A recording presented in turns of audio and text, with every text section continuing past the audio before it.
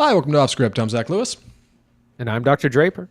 Today on the show, it's Mission Impossible Final Reckoning, ladies and gentlemen. Boy, I am so excited to wrap this series up. I'm not a Mission Impossible head like Andy is. He's got all the lore. He's got the wisdom. He's got the know-how to pull everything together for you in our tight review. I'm going to be approaching it from a passing fan sort of space. So we're looking forward to talking about it. We're also going to take a look at Friendship. Dude, nobody was in the theater for Friendship this weekend. It's a bummer if you're a Tim Robinson fan. I think you should leave. Detroiters.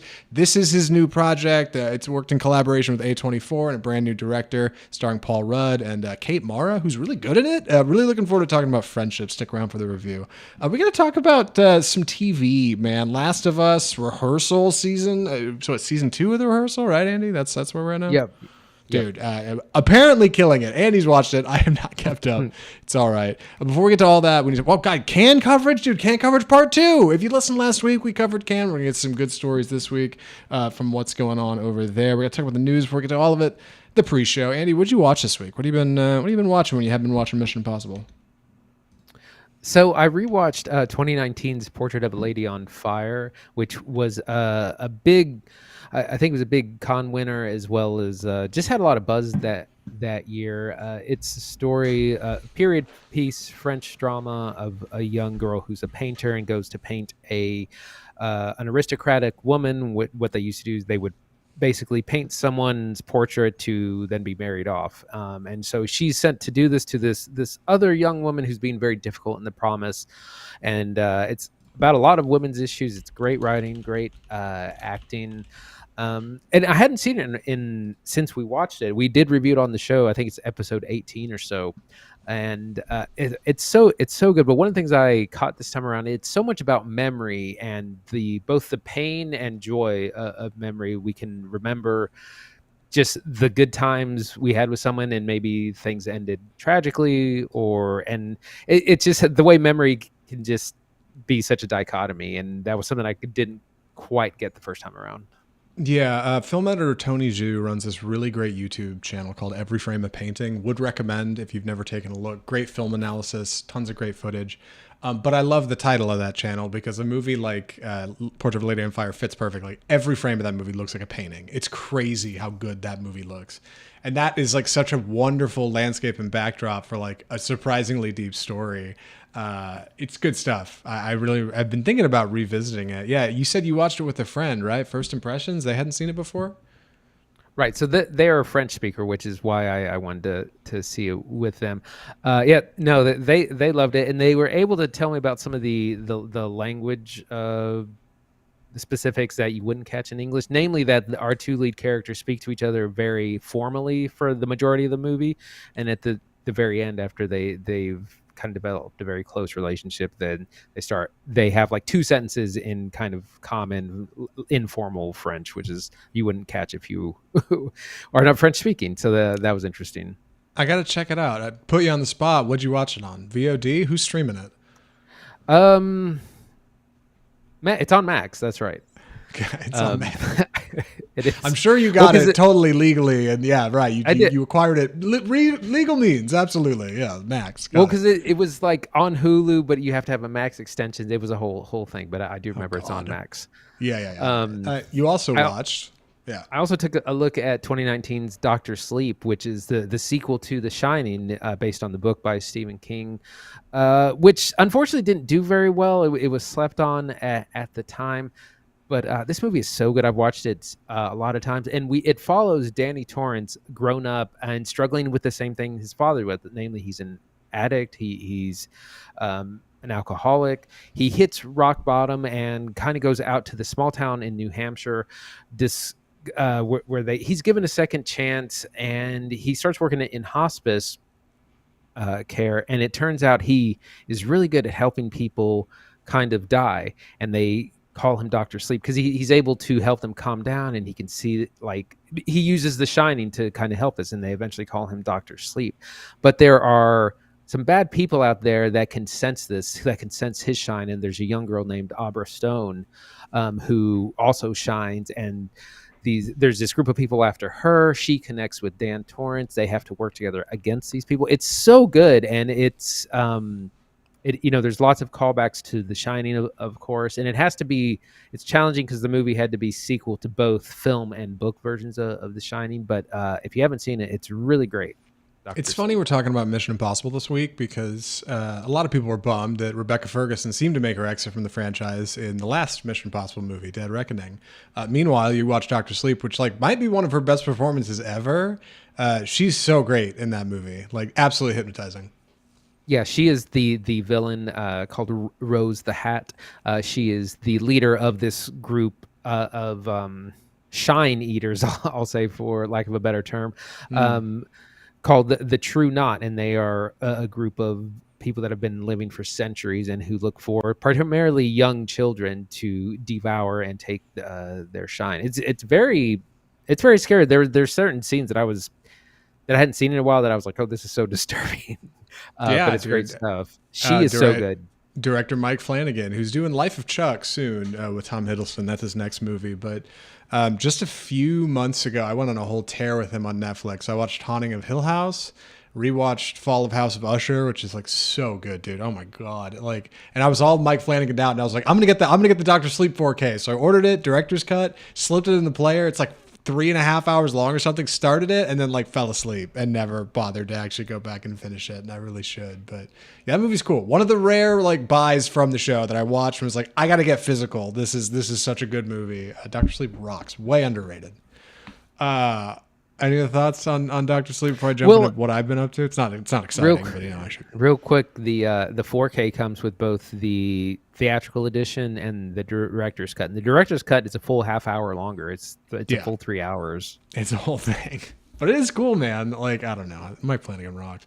I have not been watching a lot. I have finished a video game, Red Dead Redemption 2, which I won't spoil here on the podcast, but is very cinematic. At 135 million copies sold, Red Dead Redemption 2 is the most successful Western property ever.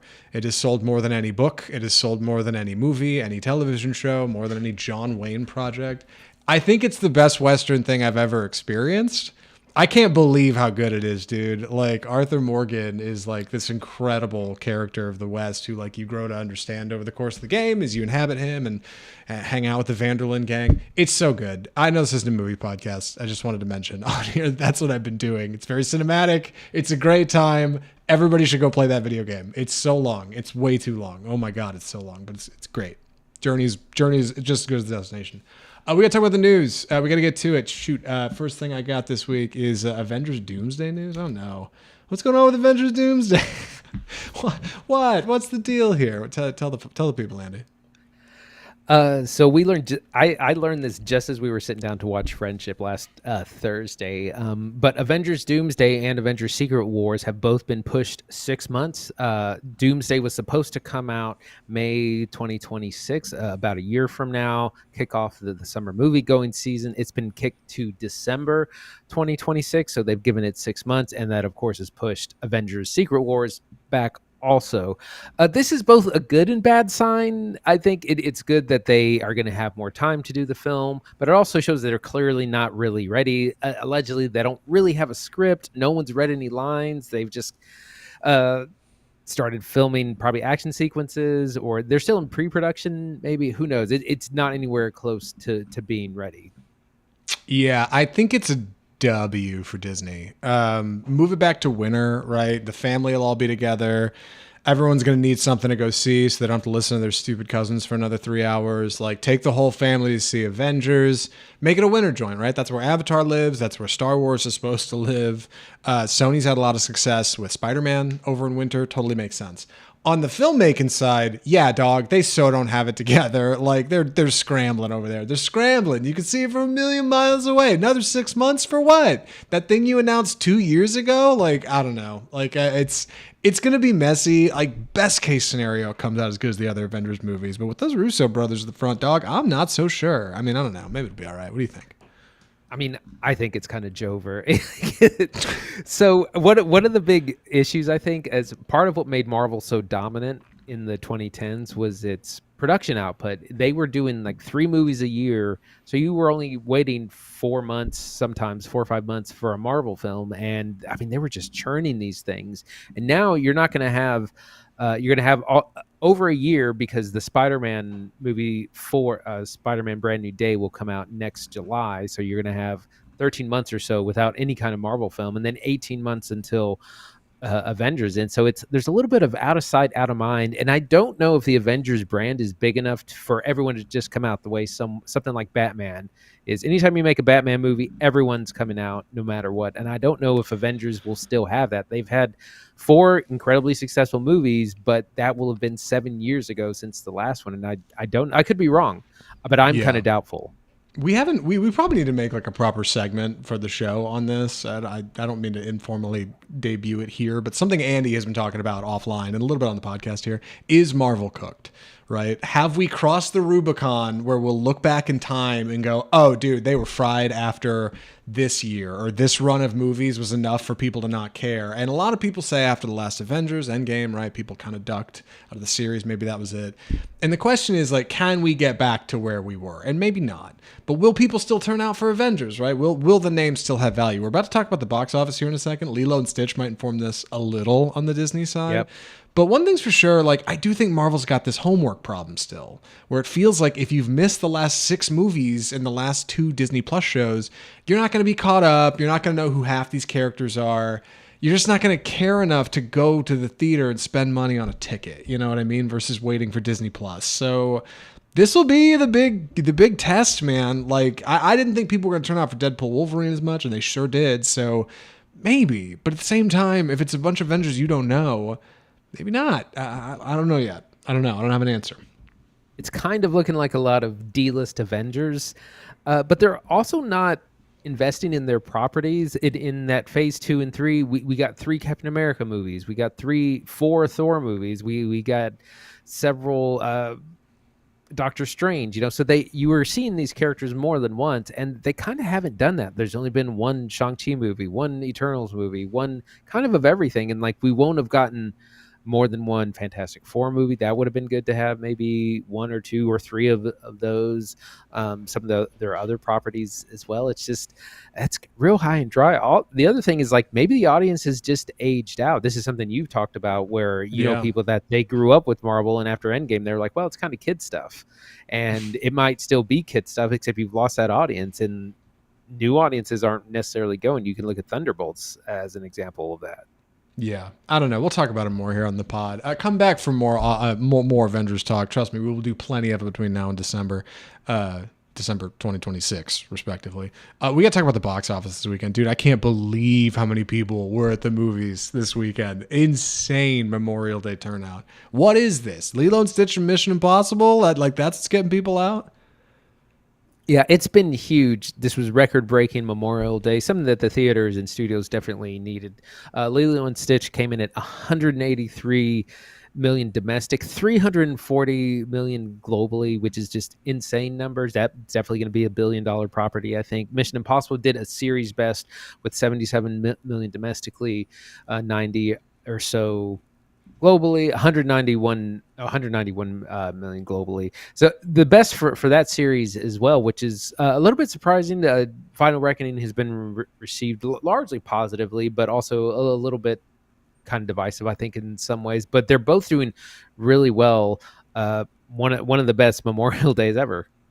We went to the theater Thursday to see Friendship, and we saw it in a very small, crappy theater that nobody was in. There were a few people in there. And I was bummed because when we got to the theater, like, not only did I have to park way in the back because the parking lot was crowded, insane, jam-packed full, but you walk in the lobby, there's 1 million people in there. The lines are a mile long. The popcorn things are going. It's a great day at the movies, but good Lord, I couldn't believe how many people had come out and nobody was going to see Friendship, which, again, we'll talk about here in a second. Worth listening to. I swear it's a solid flick. Very funny comedy. In the meantime, like, when I actually wanted to go see Mission Impossible, I couldn't go see it on any premium screen other than IMAX. It's IMAX or standard, because every D-Box, Dolby, 4D, or ScreenX, Disney's got for Lilo and Stitch. That's what everybody's going to see. Like, so yeah, families out, dude. Like, tons of families, kids getting nachos and hot dogs. Like, great day for theaters. But over here on the movie side, I was like, oh my God, who are all these people? Get out of my sanctuary. This is where I come to be alone and eat junk food in the dark. Huge weekend for Disney, though. Good God. Yeah, really impressive for them. Lilo and Stitch, I was just reading, is apparently merchandise-wise is one of their best-selling properties ever, and so like Disney adults and people knew that this was going to be really massive. Yeah, I went and looked up because I was thinking I had heard the new Lilo was really good. And I went and looked up the old Lilo. Davy Chase is her name, who also voiced Chihiro in the Studio Ghibli movie Spirited Away. Love that movie. And she is not working anymore. She couldn't quite make the transition from child actor to adult actor. Like, totally fine, makes sense, whatever. I hope she's doing all right. She's on Instagram, I think. But boy, I totally had a point. I totally forgot where I was going with that. Oh, I remember. Looking at her IMDb, she's voiced Lilo like every project since the movie. Not only did they make like a direct DVD, dude, they had a TV series, commercials, video game stuff. Lilo and Stitch has had so many properties since just the movie that I wasn't aware of. I was like, oh boy. So seeing all these families at theater, I'm like, okay, I see why people are turning out for this. Like, this is a much larger thing than I expected. Do you think this reignites Disney? Well, Jenny Nicholson talked about this on Twitter. Do you think this reignites Disney's desire to make live action adaptations? Because I know they're running out of gas, but like, good God, what a success. I think those will always be on the table, but they're also, I mean, they don't have a lot left. Part of what has made Lilo and Stitch such a big deal is that the people that grew up with it as kids and remember going to see the original 20 years ago, you don't really have a whole lot of those left. That's why Disney's remaking things like Moana or maybe Frozen. That like they don't have a whole lot of these left to remake. And right now, like, I mean, what, name something besides Moana and Frozen? What else do they got? The only one that I can think of off the top of my head is Tangled, because they were going to do it and then canceled it. And now they might spin that back up. Somebody might be like, hey, yo, that Lilo and Stitch movie made a lot of money. Tangled had an animated series. Why not? Like, a bunch of people saw that. Yeah, but also for every movie that somebody thinks that hasn't been done yet, like, oh, they didn't do Lady and the Tramp, they did, it went to Disney Plus. Oh, they didn't do Pinocchio, they did, it went to Disney Plus. Like, a lot of them have been done and been failures already. So I don't know. I tell you who Disney might be running out of material, but what am I trying to say? Disney may not be running out of material, but I know who is. Ethan Hunt. We got to talk about Mission Impossible. Any other thoughts on the Memorial Day box office before we jump over? Just a couple more notes. Final Destination Bloodlines came in third with 186 million globally. So that's doing really well. It's only a $50 million film. Thunderbolts came in fourth and Sinners came in fifth. Sinners has actually made more money now than Thunderbolts, which I think is also telling for the state of Marvel. This was the thing I was going to say. I think in the 2010s, like, Marvel is what you took your 8-year-old to see, even if they weren't necessarily old enough. And I think that's what's different now. Is like, you're taking the kids to see Lilo and Stitch, but you're not taking them to see Thunderbolts. It's kind of too mature. Like, you wouldn't take like a 10-year-old to that. Oh, you might take a 10-year-old, but it's just not quite the same. It's not the family going endeavor that it once was, I think, a decade ago. Yeah, I think you're right. I tell you what, man, I just saw another W for Ryan Coogler. I saw the Sinners 4K is going to have the IMAX ratio on it, which is like, not even the Dune 4K has the IMAX ratio on it. Dune 2, I cannot see the top and bottom of that movie like I saw it in theaters ever. Doesn't exist on physical media. Sinner's gonna have it. Like, dude, Ryan Coogler, a movie maker's movie maker. Let me tell you, a filmmaker's filmmaker. Very excited for Sinners. Like, just continues to rock. All right, we got to get down to it. One final mission, Andy. You got to trust me one last time. You ready to talk about this one? You got it? I'm ready. But please take it away. Mission Impossible: The Final Reckoning. So this is the 8th film in the long-running Mission Impossible series, which started in 1996. 29 years of this series. This is the follow-up to Dead Reckoning, which was the previous film. It's very complicated, so I'm going to try to keep the plot simple enough.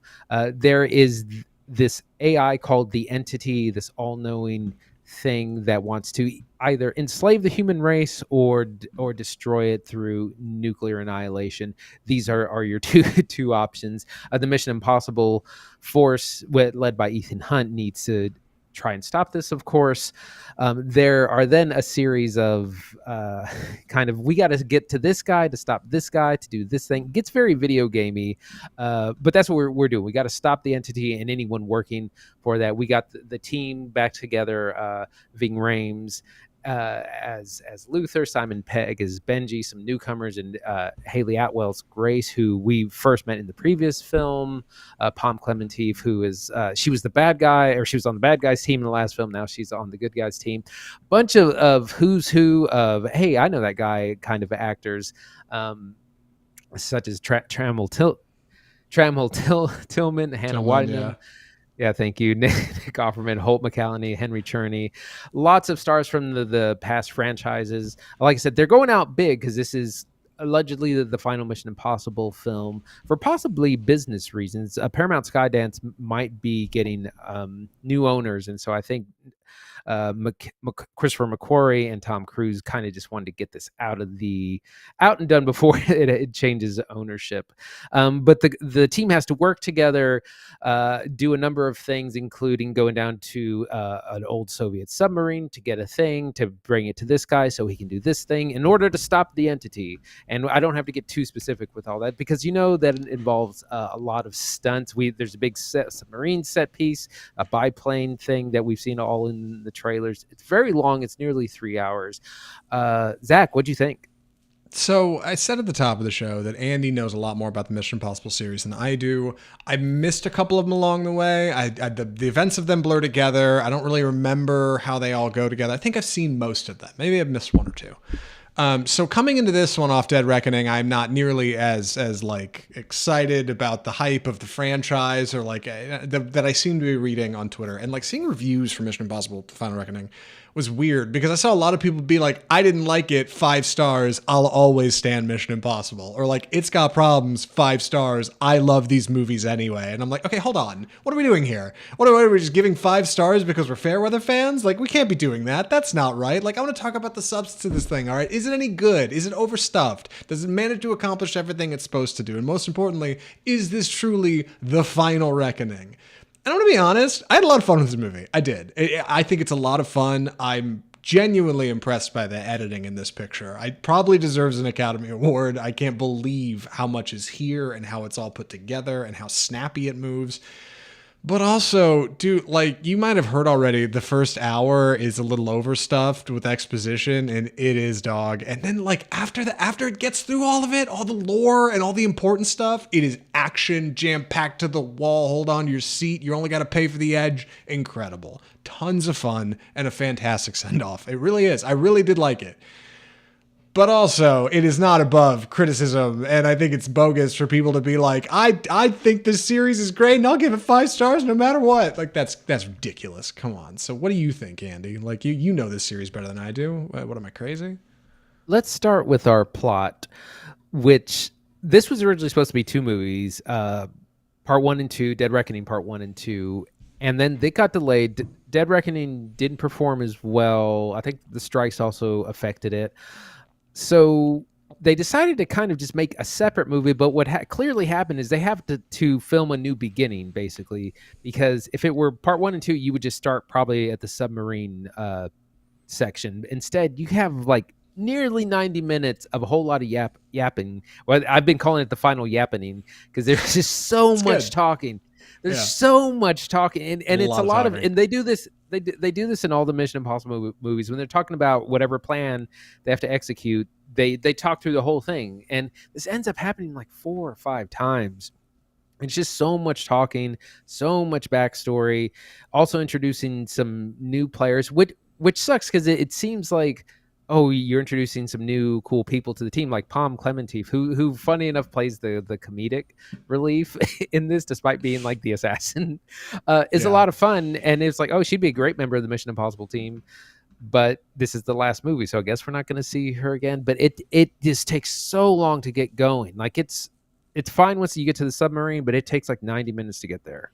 It also, like, performance-wise, almost a distracting number of AAA cameos. Like, there's a couple scenes with Nick Offerman and Holt McCallany where I'm just like, I can't see these characters. They're just these actors are all on set together. And, like, God, Angela Bassett's great, and like Tramell Tillman steals his scenes in my opinion. He's fantastic from Severance. Hannah Waddingham's in here. Like many of these people don't even get that much screen time. And from what I hear of Mission Impossible shoots, they travel all over the world. They take like over a year.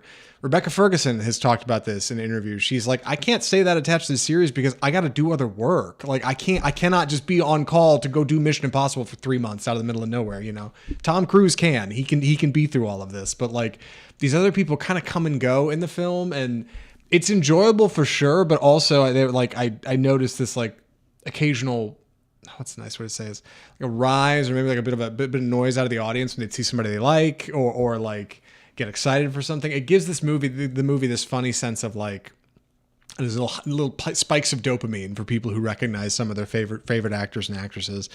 And that's good, I think, because it helps that hour of exposition. It helps that big chunky like open by seeing somebody you like, or even somebody you've seen previously from series, which this movie does a lot. Probably more than any of the others. Like references past entries, a ton of it. Like plays old flashback footage, shows you a different view of something you hadn't seen before, shows you a character that was in there previously. Like in that way, this does a really good job of making it feel like a send-off, because it's like such like all of the, you got to see all of these events that led up to this moment, you know, and like trying to weave it together is clumsy, but also feels really rewarding because it just feels so big. Like it really does feel like this is the biggest mission Ethan Hunt's ever had to do. Not easy to do after 8 films? Like crazy.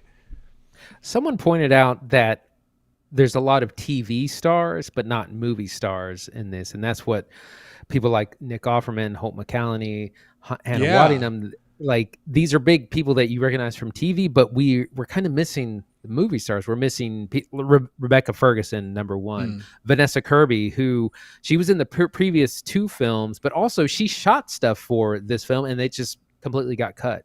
So we're missing a lot of other bigger players. And like Zach said, it gives us those dopamine hits and we're like, ooh, someone we recognize. But then there's so many of them, they don't get a whole lot of screen time or a whole lot of lines. And a lot of times when you would see a new famous face in a Mission Impossible movie, they might stick around for 2 or 3 films. And now you just have a whole bunch of people in here, a little bit of key jangling, and it's just they're all underused is what it ends up being. Yeah, like even my favorites in there don't have enough time. Like I wish the movie would come back to them, or that Ethan Hunt would spend more time with them, but he's got too much to do in this movie, and it's apparent. I think Cruise has a funny problem with the script too. Obviously, Tom Cruise is great. I'm not going to say Tom Cruise isn't great. But dude, Ethan Hunt's words are so triple, quadruple loaded in this movie. Everything he says is like prophetic, or he knows something 9 people don't, and everybody's getting the conclusion just after Ethan Hunt already gets there. And it always feels like he's a step ahead of the audience. I know that's part of the bit, but like it's tough, dude. On top of the stunts and everything else he's got to do, like truly puts the whole movie on his back. It's crazy. Also, Hayley Atwell's a lot of fun. Great to see Simon Pegg again. I haven't seen him in a movie in a minute. Palm Clementif's really fun. I laughed almost every time Ving Rhames was on screen, which I shouldn't do because he's so obviously not supposed to be comedic relief. But I've been hammering him on sitting down a lot of his movies. he sits down plenty in this one. There's times he's reclining, like, which killed me. So it's stupid. Like Ving Rhames is great. He calls Tom Cruise brother 4 or 5 times in the movie, which I was like, all right, cool. We're all right, awesome. Like it's a good time.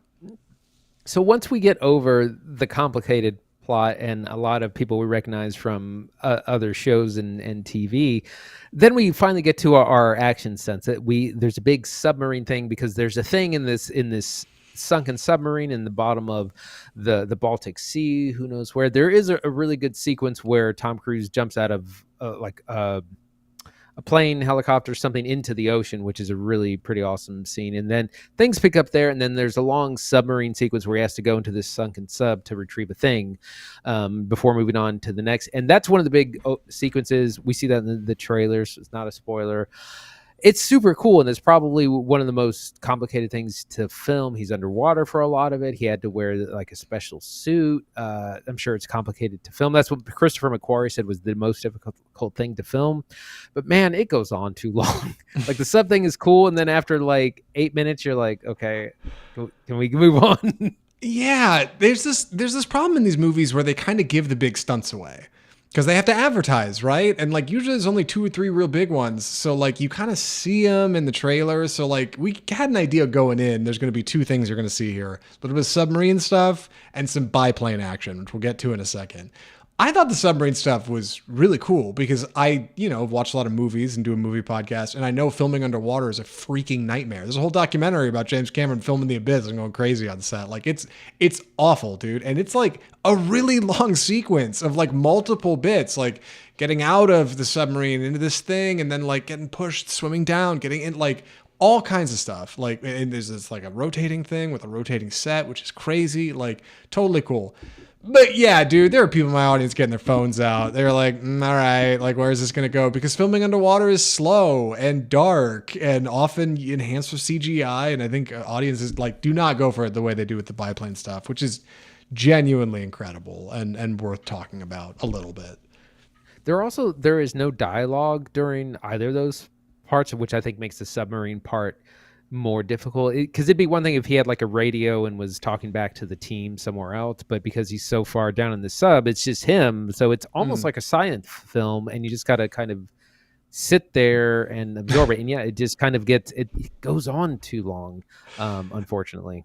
Yeah, Ethan Hunt doesn't have anybody to outwit down there. He can't beat somebody to the conclusion right before they do and be like, aha, now you see what I already know. Like, he's just down there doing the work. But I liked it. I'm pro subs here. I think it's a good time. And I also do like the kind of B plot. There's a couple B and C plots here, but the B plot with like his team in the meantime, Simon Pegg kind of is placed in charge briefly. That's pretty good. And you do get a callback with an old character. It's in the trailer that got really funny when it's finally revealed that he's like this guy that I think most people would recognize. There's this one dad in my audience who goes, oh, like real loud. And they figure it out. It's so funny. Great laugh. But then you get to something much more practical, which is Tom Cruise getting thrown around in a plane. That stuff, like you said, also not a lot of dialogue.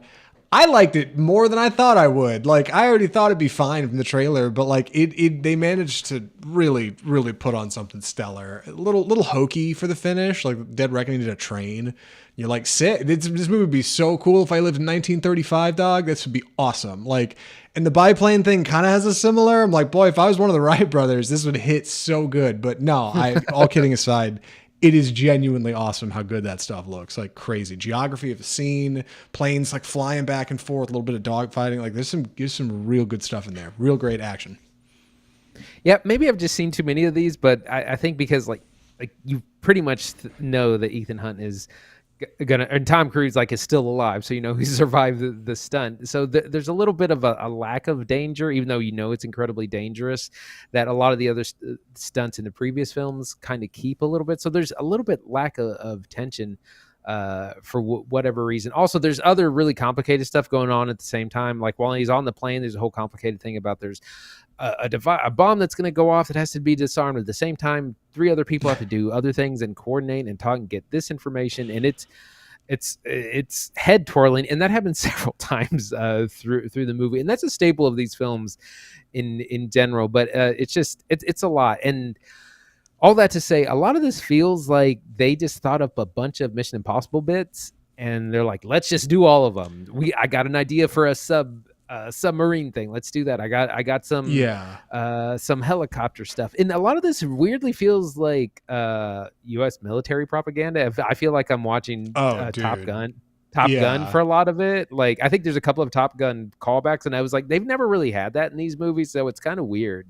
Yeah, in order for it to escalate to a global threat level, like the world is going to end if Ethan can't do this, ultimately you have to start working with global powers, and that involves like direct engagement with the US government, president, and military in a way that these other movies kind of don't. Because typically it's a rogue nation situation. Like, he's a rogue agent and like he's doing his own thing and he still is here, but like he's not meeting the freaking president. Like that we're not quite going there, right? Like the CIA's figuring Ethan Hunt out. Oh, they'll get somebody. They got some new supervisor who's going to tell them what to do this time.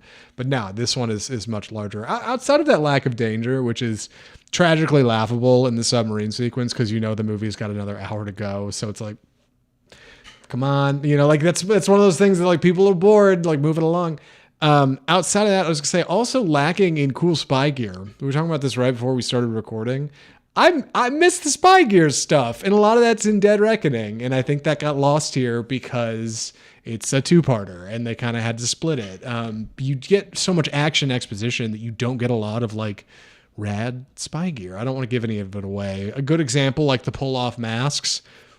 I guess I thought there'd be like one more than there was in here. I don't want to give anything away, but yeah, a little lean on that because it just had to pick its spots. Like we're gonna do exposition, we're gonna wrap the series up, we're gonna do a bit of lore, and then we're going to do great action, of course. Like it's gotta hold those down. You don't get a lot of time for the tomfoolery, I suppose. Yeah, that's one of the things I noticed. It's simultaneously the most and least Mission Impossible movie ever. We're missing all the spycraft, tradecraft, cloak and dagger stuff. Like it's a spy movie, and there's not really much spying, and that's usually where they have to impersonate someone else, or they got to get information from this guy, or they got to break into this vault and steal this information, and all that kind of cloak and dagger stuff is missing. All the like gadget stuff, which is similar to the James Bond franchise, where you'll have a couple of new gadgets in every movie. We don't really get that. It's just an action movie this second half because it's very straightforward. There's not, again, we're missing all the spycraft stuff. I worry before we wrap this up that if anybody is still watching on YouTube that hasn't clicked away yet, they're going to think that we're sour on this. They're going to be like, well, obviously y'all hated it. You said the acting's not that good and it's way front loaded with junk and the danger's not that dangerous. And that's not true. I like Mission Impossible Final Reckoning. So I want to say that I like it because, it's got good action and it's a lot of fun. And it does really feel like puts a good cap on the franchise, right? A little bit of icing on that cake. Like, I enjoy what's here. What do you think, Andy? Like you ultimately you don't dislike this movie, right? No, as a fan of the series, I liked what we got in the end. Like I said, it's a little bit too long. I would probably on rewatch I would start it later in the film. Like it's almost 3 hours, so you could start in like 45 minutes in and be fine. It's a good send off for our characters. It in some ways it feels like it could continue because we get some new members. Like we meet exciting characters like Tramell Tillman, Hannah Waddingham. Like it looks like these characters are being set up to be like new faces of the Mission Impossible series, and so we could potentially move along with them. Palm Clementif as well. There's a really funny line where someone asks her if she knows first aid, and she's like, "I'm an assassin. I do the opposite of first aid." Like, yeah, Clementif and Tramell Tillman, I think, are my favorite performances in the movie. Like, and both of them don't get enough time, and it's just because it's got so much to do, And like, what are you going to do? You can't pick your spots early. It's all right. We're only critical because there's so much on the line. Good God, this is the 8th one of these, and it's a big deal. And it's obviously making a lot of money. So with that, final recommendations. Andy, would you recommend Mission Impossible: The Final Reckoning? Definitely recommend it for fans of the Mission Impossible series and fans of action movies. Like I said, there's a little bit too much talking and exposition in the beginning, but once it gets going about 80-90 minutes in, then it's a good time. It's lacking some of the, like I said, spy crafty stuff that we get in a lot of these movies, but that's primarily in the first one. It's doing really well with audiences. It'll be interesting to see where this goes in the future, if they reboot it, if Tom Cruise does another one. Anyways, we'll see. But I'd say recommend for the fans. Yeah, I think I would say recommend as well. Fans, action movie heads, filmmakers, and fathers everywhere, go see Mission Impossible: The Final Reckoning. It's a great time. It's a lot of fun. Just remember, if you're watching it, you kind of got to hit the bathroom in that first hour. Go. You're not going to miss a whole lot. They could have cut that fat real lean, in my opinion. But what do I know? I haven't been with the franchise as long as the rest of y'all have. And with that, we got to get to a little bit more news. We covered a bit of Cannes Film Festival last episode, and this week we're picking up for the rest of it. It's a 2-week event. Thank God Andy's put together a very, very concise outline for us. Andy, do you want to introduce this? I don't think last week we had any sort of sound or anything. I don't have like a swing. I need like a slide whistle I can play. Woo! Like a can, right?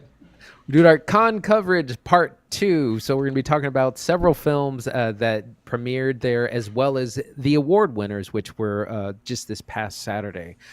So we have 5 to talk about, and then we'll go jump into awards. So we'll start with Sentimental Value, which was acquired by Neon.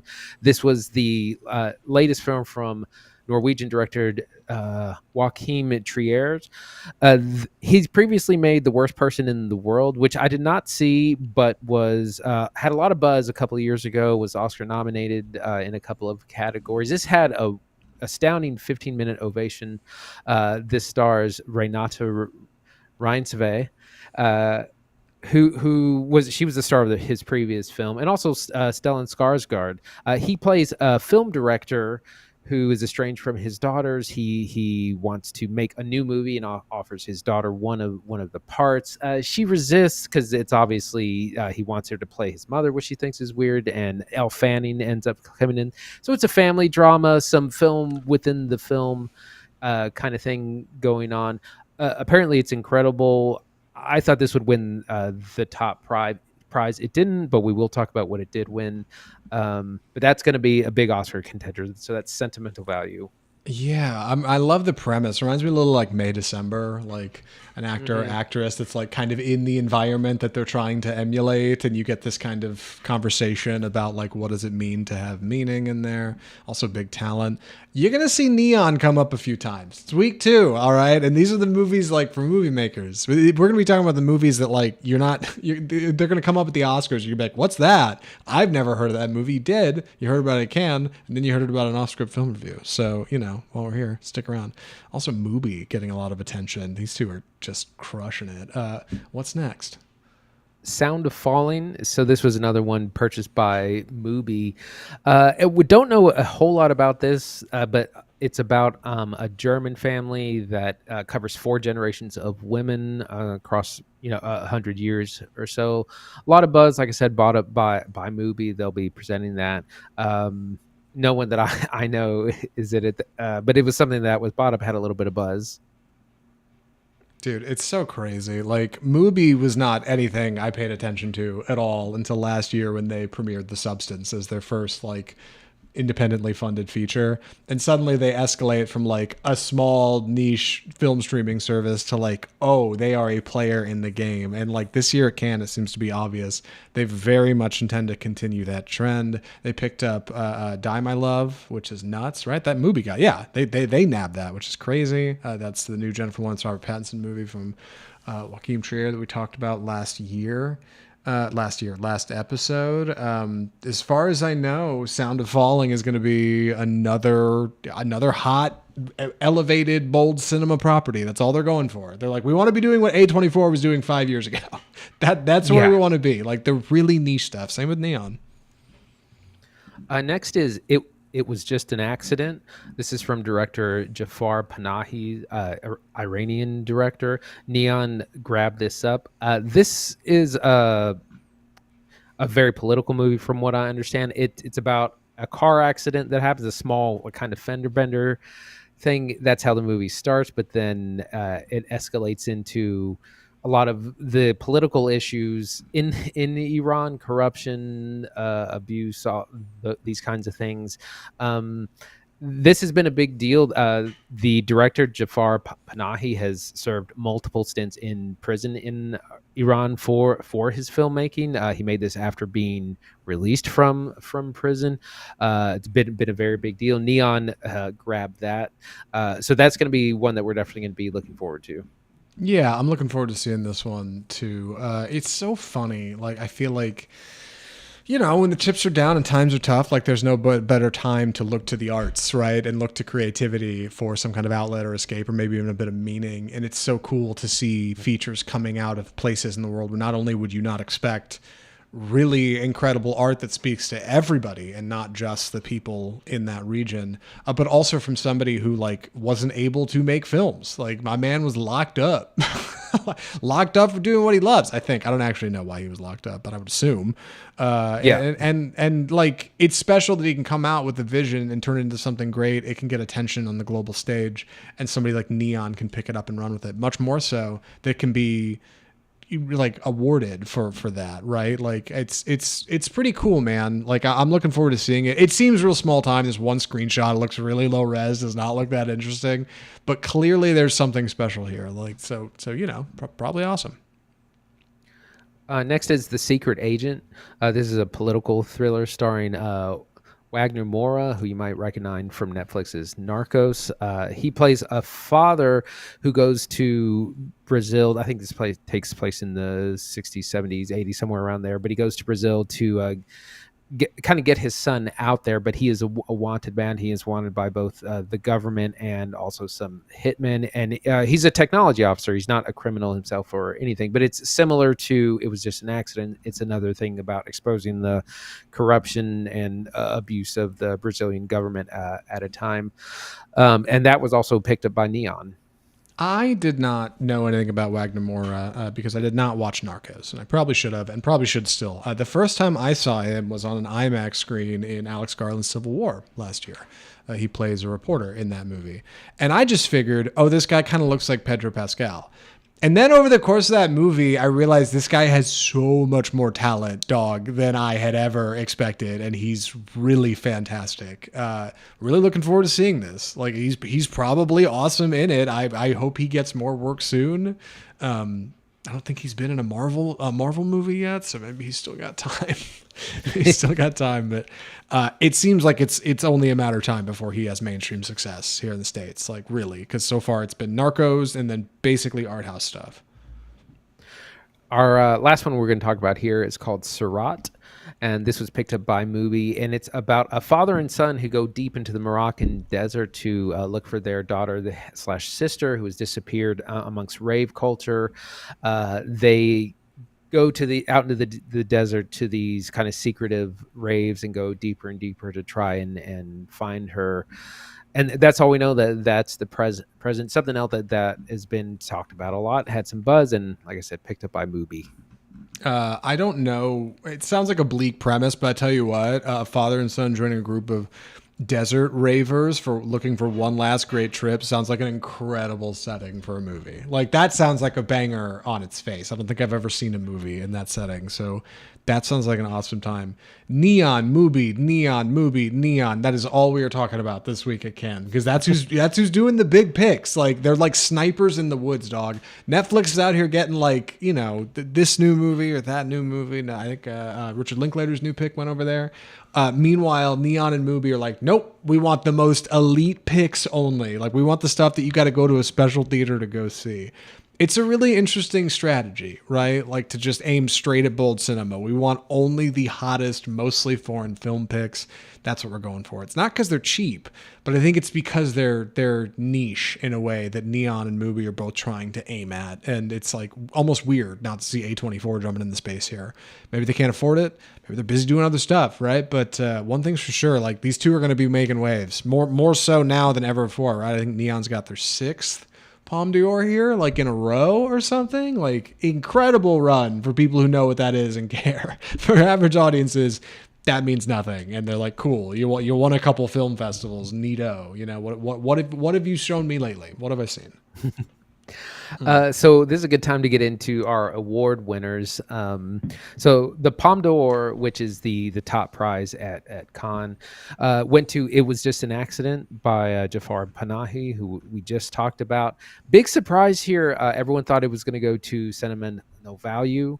Also, all the prize winners were the films kind of we just talked about, which we'll get into more of. All the stuff that debuted initially that we talked about last week, none of it was in the prize categories. No American films or directors or actors in the winners. Very different from last year when Nora won for both. It won the Palme and also Best Actress for Mikey Madison. The Grand Prix, which is the second place, went to Sentimental Value, Joachim Treir. Director was for The Secret Agent, Kleber Mondancha Filho, I think. And then actor Wagner Moura for The Secret Agent. Actress went to Nadia Meliti for Little Sister, which I hadn't seen talked about anywhere else. All we know is that she won the actress prize. The jury prize, which is Cannes is made up of a jury and jury president. The president this time was Juliette Binoche. The jury prize was a tie between Surat and Sound of Falling. The special award went to Chinese director Bai Gan for a film called Resurrection, which I don't know too much about, but a lot of people were kind of excited about that. And the screenplay award went to the Dardenne brothers, Jean-Pierre and Luc Dardenne, for young mothers. So those are the winners. The big story there is it was just an accident for the Palm, sentimental value for the Grand Prix. We got to make it out to Cannes 2026. It's the only answer, right? Yeah, that's right. Hit the red carpet. Yeah, we'll podcast out there every single day, and y'all can tune in live. No, real talk. I think what's so cool about Cannes, what's so interesting to me, is knowing that most of these films don't have a trailer. They don't have one yet. They haven't produced one yet. So when somebody goes to see a film at Cannes, like they usually have no idea. It's just like a director and a title, and then you just what you might have heard from friends, maybe in the industry who might have seen an early cut of it or something. So it's like pure cinema. You're going in completely blind. You have no expectation. You have not seen a slick trailer package. You haven't seen a teaser 6 months before. You didn't see the trailer 6 times before coming to see it at your local theater. Like, you're just going in totally blind. And like in that way, I think it's a celebration of cinema that's really exciting. And while I haven't seen any of these movies yet, I'm very much looking forward to checking them out. Thank God foreign films getting some representation, man. What better time? It's not like Disney's swinging out big with their Lilo and Stitch remake. It's not like I don't see a lot of like, I don't know, mainstream stuff here making waves over there. And like, I don't mind that. Like, I'm glad more people are being represented on the world stage. They should be. So yeah, that's what I got for Cannes. Any other thoughts on this, Andy, before we jump into friendship? I want to say this is where a lot of awards campaigns start, where the Oscars campaigns start. We'll be talking about some of these films come Oscar and award season. And it's interesting because I listened to several podcasts of people who were there, and the way they explain about how it works is that you have to book all your tickets in advance generally. So you kind of just have to gamble on what you think is good, because if you hear something is if something takes off after the fact, there may not be any way for you to get tickets because you just have to do it in advance. Also, some the screenings are all day from like 8 a.m. till 10:30 at night. So sometimes it's just difficult to get to because you don't want to get up super early to see something, or you don't want to be out till 1 a.m. Either. So it's kind of a challenge, I think, if you're out there and have to try and see a lot. If you enjoyed our Cannes coverage, best thing to do is like and subscribe to Oscar Film Review. And shout out to Dr. Draper for putting the outline together 2 weeks in a row. Seriously, bangers, headlines ready to go. My man's got it all. Incredible. If I had an audience sound, I'd play it, but I feel it in my heart. And with that, we should move on to the last review of the episode. I'm going to be taking the summary on this one, so please excuse any clumsy delivery. Whoa. All right. TV Corner. Oh, TV Corner. Oh, yeah. Well, I didn't watch any of these. You can understand why I missed this. Yes. One more brief bit. We got to talk about some television. Primo television, all right? Cinematic television. Television worth telling your friends about, or at least talking about on your cool movie podcast. What do you know about TV Corner this week, Andy? I've been the one who's been binging a lot of TV this spring. Got a lot to talk about. First, I just want to remind everyone that we started the studio and Zach and I both abandoned it. I made it 5 episodes in, which I think is pretty generous. I just kind of got bored with it. Like, it was fine. I just didn't find myself wanting to go back to it. Zach, you abandoned it after 2, I think. Yeah, no, I never came back. Look, I got this funny problem in my life. I don't have time to watch prestige television on a regular basis. I just don't. A, there's too much of it. And B, like, I do a movie podcast. So at least twice a week, I'm watching a full feature film. Then I got to prep for the show, do the show, get content out for the show, in which lately I've been lacking. But not over on YouTube. Hey, it's good things. Come subscribe to the show. Things are good on Off-Script Film Review. Anyway, outside of my personal life, then I got work. And then I'm married, for God's sake. Like, I just got stuff going on. I got stuff to do. And like, it's just tough nowadays because there's so much good stuff to watch that I suffer from a bit of abundance of choice. HBO is an incredible slate. Apple's got good content. Like, Peacock's got good stuff now. Like, so yeah, lately I'll end up like playing a video game, like just doing something that's not cinematic at all, or finding a game like Red Dead that's cinematic.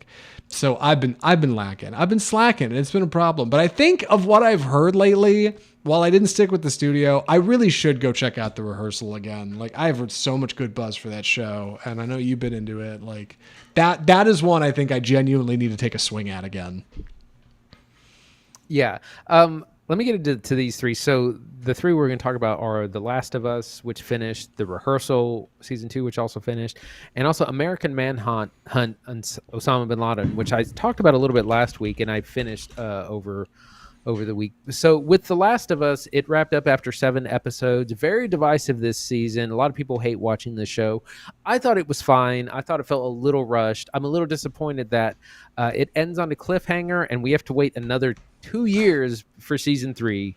And I also hear that they're stretching it into a 4th season, which it originally was just going to be 3 seasons. Now they're adding a 4th.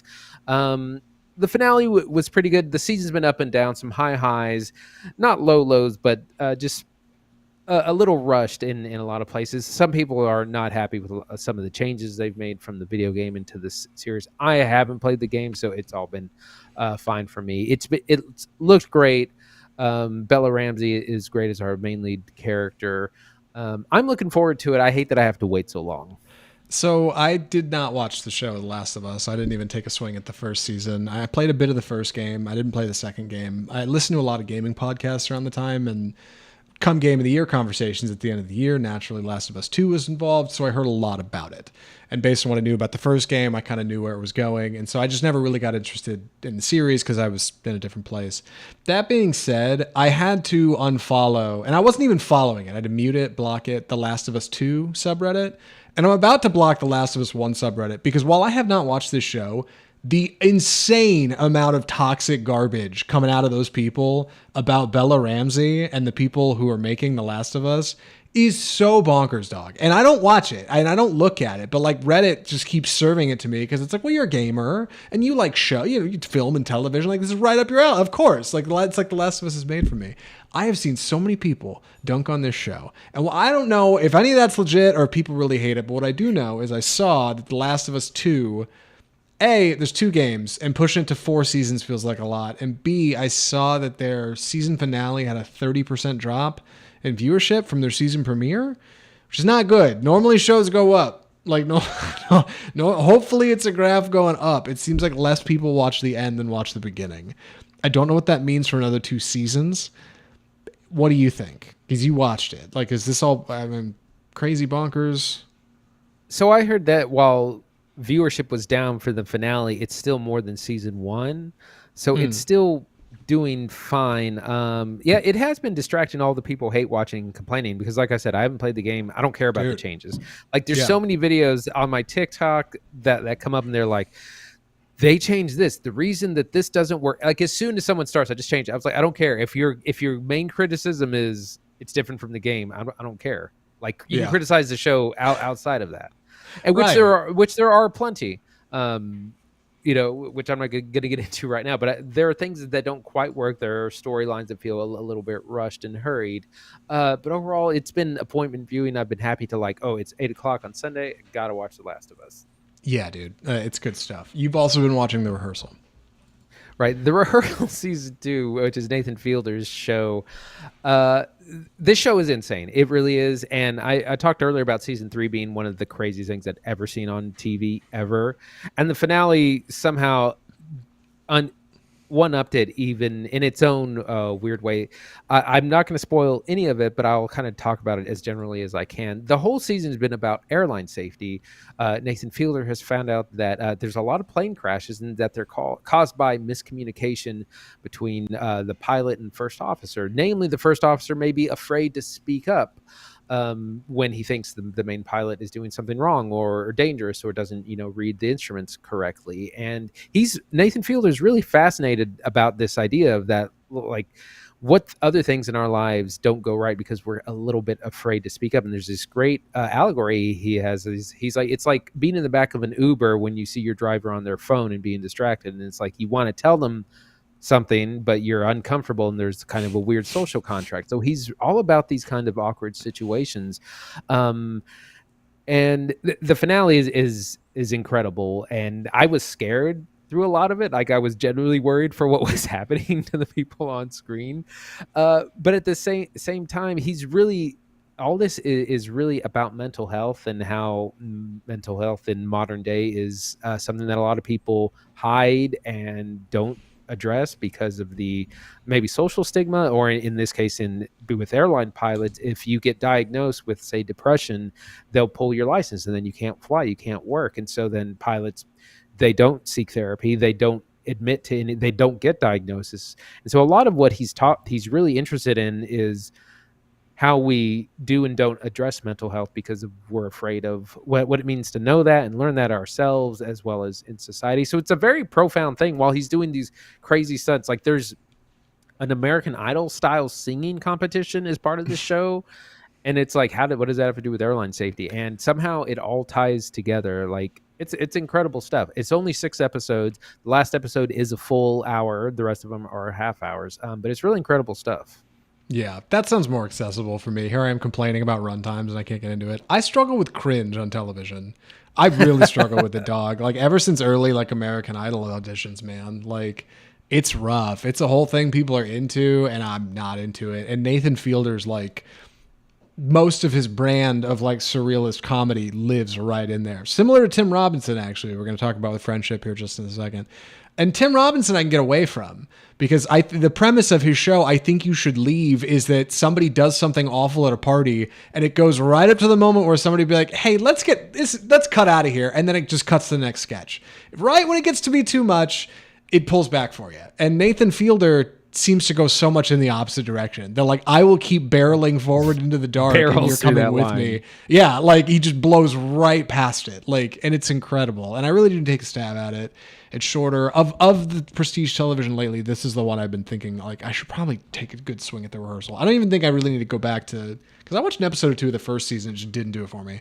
So maybe this one is a bit fresher in a way that I could spend time with.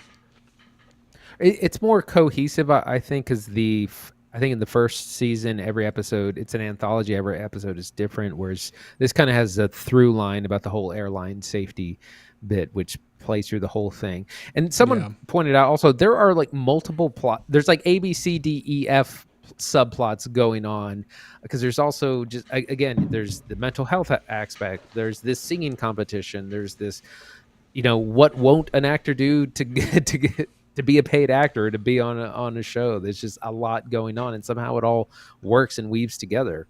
Yeah. Well, hey, speaking of weaving together, I love a good segue on this show. That's why I'm going to take this opportunity to joke about airline safety to switch to American Manhunt, Osama bin Laden. You watched this on Netflix, right? That's where you saw this? Yes. So this is part of their series. There's 2 others of these American Manhunt. There's also O.J. Simpson, and also Looking for the Boston Bomber. So this is the 3rd one. I watched the first 2 episodes, which were about an hour long, and the 3rd episode I waited for because it's almost 90 minutes. And the reason is it is the kind of operation when the SEAL Team 6 went in and assaulted like the Bin Laden compound, and so it goes through like them finding out where he is, preparing for this operation, training for it for several weeks, and they have a couple of the SEAL team members. They have government officials like Leon Panetta is being interviewed about like they were in the war room while it was happening live with the president and Secretary of State, all those important people. And it goes kind of step by step about how they prepared, the mental stress, the physical, the plans on plans if things went wrong, the operation itself, which largely did go wrong initially. Like they crashed the plane, crashed one of the helicopters from the beginning, and then it went a little downhill from there. But they accomplished their mission, which was to find Osama bin Laden and take him out, which they did. But it's 90 minutes and it's pretty fast paced. Like I said, one of the SEAL team guys is there who's definitely written a book about this and probably is on some sort of speaking circuit because he's a little bit too good at recalling these events. But it was very informative. There's a lot here that I hadn't learned before. I do think that this series specifically on Osama bin Laden is a little bit it's very kind of warmongering, flag waving propaganda, but it was interesting. It's been getting some buzz on the internet.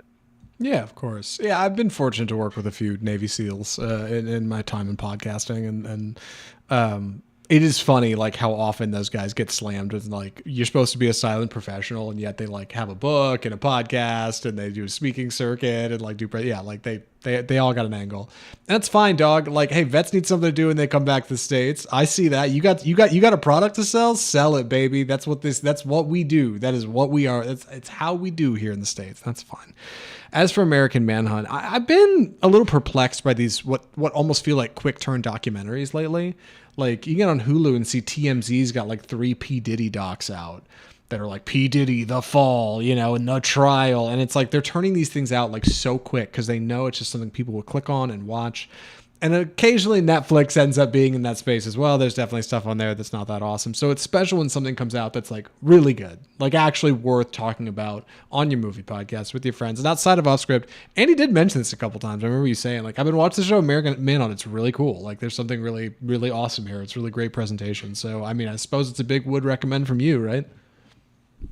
Yeah, I think if you're interested in that kind of go for Afghanistan post 9/11, how this happened. I think if you didn't live through it particularly, because now it was some time ago, if you're in a teenager or in your early 20s where, you were born after 9/11, learning about how all this happened and kind of the socio-political way things were then, I think would be pretty interesting.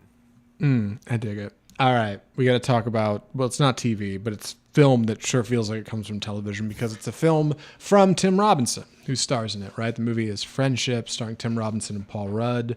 Yeah, that's what we're talking about. So I'm going to take the delivery on this. I'm going to take the whatever. I'm just going to start it. It's Friendship. So Friendship is the story of Craig, who is a average suburban house husband who works a job and has one son and a beautiful wife played by Kate Mara named Tammy. One day, Tim Robinson plays Craig. Craig gets a package for the wrong house down the street. Walks it over there, knocks on the door, and meets Austin, played by Paul Rudd, who is this character who is everything that Craig is not. Craig is boring and a loser and awkward and never says anything interesting.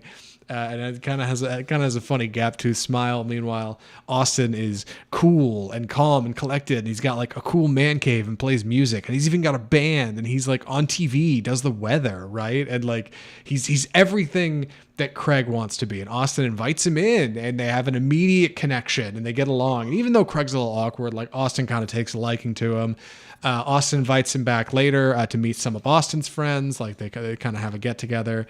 And things got a little awkward because Craig's kind of an awkward guy. And the start of those events spin off what turns into almost an extended episode of I Think You Should Leave, where Craig is kind of told that, hey, I don't really want to be friends anymore from Austin. And he says, you can't do that. You can't just not be friends anymore. Like you were way too cool, way too fast.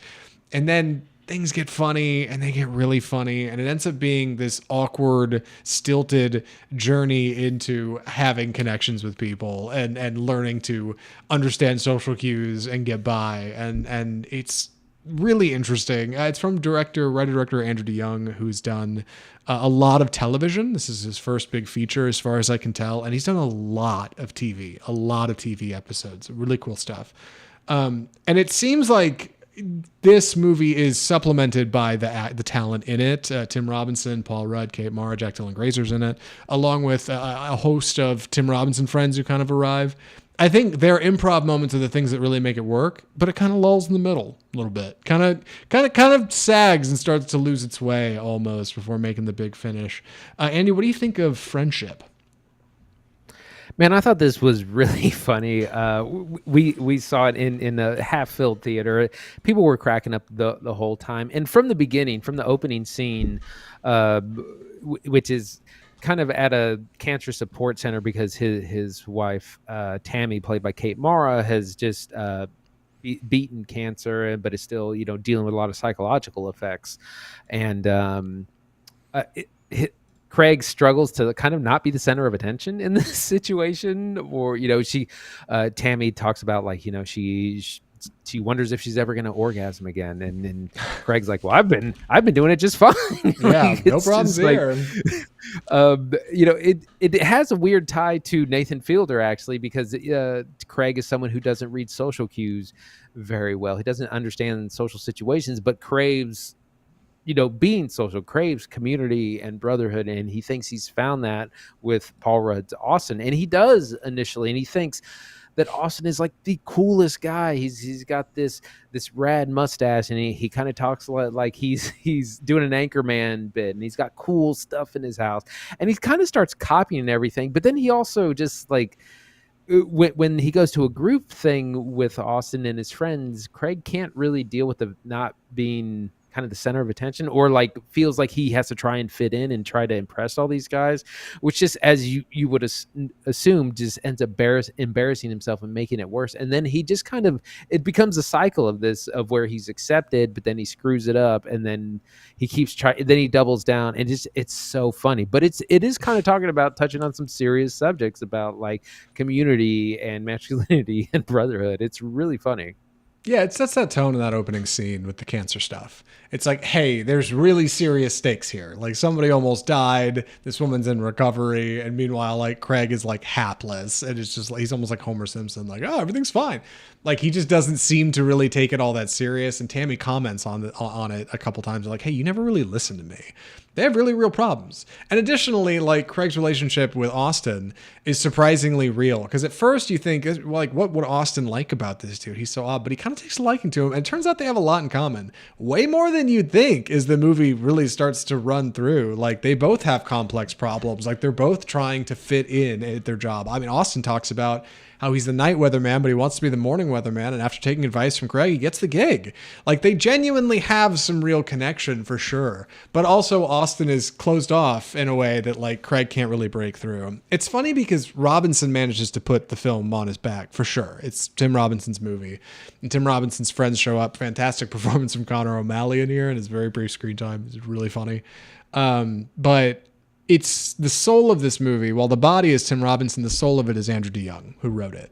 And this is, I think, where kind of the broader problems of friendship step out. Admittedly, I was a little too excited for this movie. I'm a big fan of I Think You Should Leave. I've watched Detroiters back and forth a couple times.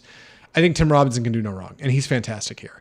But those broader strokes, where the movie starts to lull and sag, I think it comes from Young's experience in television, where everything has got to be edited to the letter, to the moment, right? Everything's got to be edited tight. This movie breathes, takes its time, gives you time to sit. And sometimes that makes for funny, awkward performances.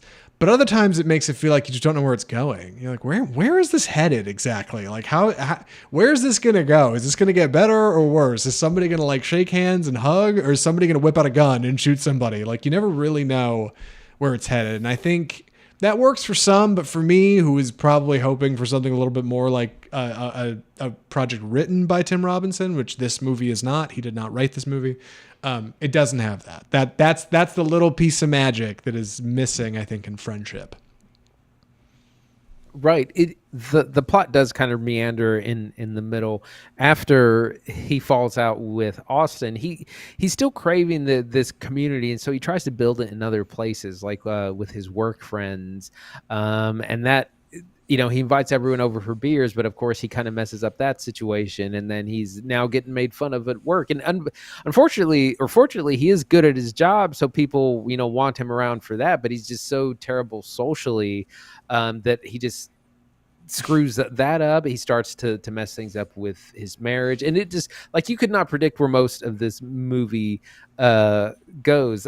Someone, our friend Matt, friend of the show, compared it to Uncut Gems, where you have this character who's addicted to a certain thing, and just when you think he's got it down and he's a changed person, recovered, he just kind of doubles down and keeps making it worse. Yeah, it's so such funny. an interesting. Yeah, like he just keeps falling further and further. And it's not a man who doesn't have it together. He's got a job and a wife and a son and a house. Like, this is clearly somebody who's had it together before the events of this movie. But Craig is just kind of on a track. Like, this is just the track that everybody said you do, right? You go get a job and you get married, you have a kid. And he starts to figure out with Austin that, like, there's a totally different way I could be living my life. I could be doing something for me. And ultimately, that's kind of the best part, I think, of Friendship. That's the hopeful part, outside of the just absurd, like, performances, which I think were probably a lot of improv.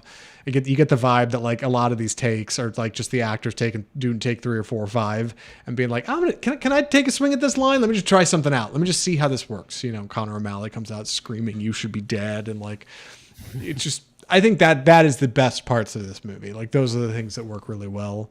I also like what it has to say about masculinity, It's real subtle in there, but like in the first 15 minutes, they hit Fight Club, which is crazy. Like very quickly, do these two throw on some like boxing gloves playfully, and like they're hanging out at Craig's house, like, oh yeah, well, we'll fight. And I was like, okay, sick. They're doing Fight Club because in this case, Craig would be Edward Norton's character, right? Who's like the loser and has a job, but like isn't happy. And then Austin would be our Tyler Durden, right? He's everything Craig wants to be, and like.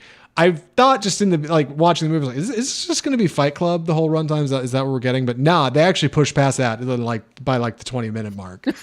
Really pleasant and informed by it, and I thought that was sharp. Like clearly, like DeYoung's got a long career ahead of him. Like solid first entry, I think. If this is his first real feature, looking at IMDb, it's his first feature in a minute. I didn't scroll through and read exactly, but like as far as I can tell. So yeah, any other thoughts or recommendations? I think I'm ready. Andy, would you recommend Friendship? Yeah, absolutely would. There's not a lot of comedies made these days, especially ones that hit the theater. This is one of the funniest things I've seen in a while. I mean, the laughs start from minute one, and you're laughing the whole time. It is a lot of it cringe humor, but it also has a very kind of important story about a man seeking community and acceptance and struggling to deal with that. It does kind of meander a little bit in the middle, but I really enjoyed it. So I would highly recommend.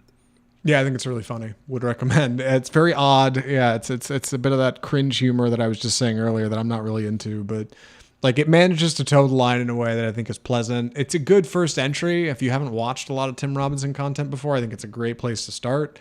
And then you can get into kind of his more absurd stuff on the side because I think you should leave his Plenty Messy. Meanwhile, that's on Netflix. Detroiters on Netflix. Yeah, go check out Friendship. It's a good time. And with that, God, we should wrap the show, I suppose. That is Off-Script Film Review. Another episode down, and a long one this week. What are we watching next week, Andy? So we're taking a look at Bring Her Back, which is the Philippou brothers' latest horror entries starring Sally Hawkins. Heard really good things. Heard it's really scary, also maybe a little bleak. Really looking forward to that. That's May 30th, this Friday. Also taking a look at Mountainhead, which is a straight-to-streaming HBO Max film coming out this Saturday about four billionaires who kind of escape to their winter lodge during an economic crisis. Stars Jason Schwartzman, Steve Carell, Rami Youssef, and I forget the fourth, but that's going to be on HBO Max. So we're going to be taking a look at those two. Also coming out, if you need something to take the kids, Karate Kid Legends comes out this Friday as well. That's it's got to be strictly for the fans, but that stars Jackie Chan, Ralph Macchio, others from the greater Karate Kid cinematic universe. So that'll be out this Thursday as well. But Bring Her Back and Mountainhead for next week. If you enjoyed the show today, best way to support your boys here on Off Script is just subscribe. I'm sure there's a way to do that however you're listening and or watching us. If you're on Facebook, Instagram, Twitter, TikTok, you can follow us over there. Leave a comment while you're at it. We really appreciate it. If you're on YouTube, subscribe to the channel, man. Really good things going on over on YouTube. We're growing, baby. It's happening. It's big. It's real. It's very real. Very excited about it. Our audio listeners, Spotify, Google Play, iHeartMedia, iTunes. Thanks for hanging out with us. Leave a rating and review if you can. And check out our website, offscriptfilmreview.com. And you can email us correspondence directly from you to us, your fingers on the keyboard to our eyes, I guess, because that's email. Mail at offscriptfilmreview.com. From all of us at Offscript, the home of Bold Cinema, I'm Zach Lewis. And I'm Dr. Draper. Thanks for watching.